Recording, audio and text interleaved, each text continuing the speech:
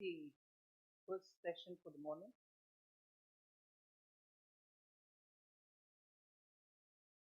Once again, good morning, ministers, governors, and distinguished guests. On behalf of the Indian G20 presidency, Governor Das and I extend a warm welcome to all of you to the third G20 finance ministers and central bank governors meeting in Gandhinagar. Let me start today's deliberations by quoting Mahatma Gandhi, the global champion of peace and non-violence and father of the nation, India, who said, and I quote, "The future depends on what we do in the present," unquote. This statement powerfully conveys the responsibility we have as the finance ministers and central bank governors of the G20 countries to steer the global economy towards strong, sustainable, balanced, and inclusive growth. Based on the mandate we provided in February 2023, the various work streams of the G20 finance track have now come out with their deliverables. I encourage all of you to reflect on these deliverables and provide guidance on the way forward. On behalf of the presidency, I take this opportunity to thank the co-chairs of various G20 finance track working groups, the international organizations, and the G20 membership for their extraordinary support to the Indian presidency in developing these deliverables despite the stringent timelines. Colleagues, coming to the first session today, we will focus on issues related to the global economy and global health. Since we last met in April, the global economic growth is below its long-run average and remains uneven. Further, the uncertainty around the outlook remains high, and downside risks to the outlook still persist, including those related to geo-economic fragmentation. What we need are coordinated international efforts to navigate this challenging period.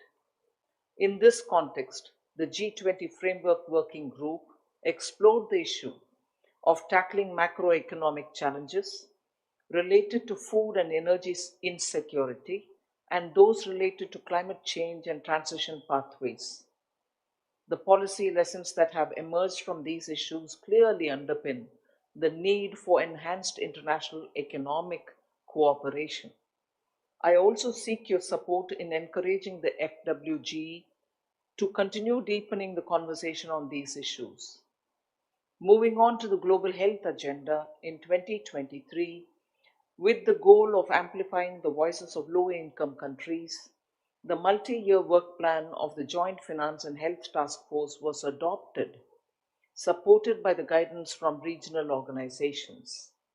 Minister Sri Mulyani and Minister Giorgetti, let me use this opportunity to thank the Indonesian, Italian co-chair teams of the task force for their leadership in taking forward the work of the group.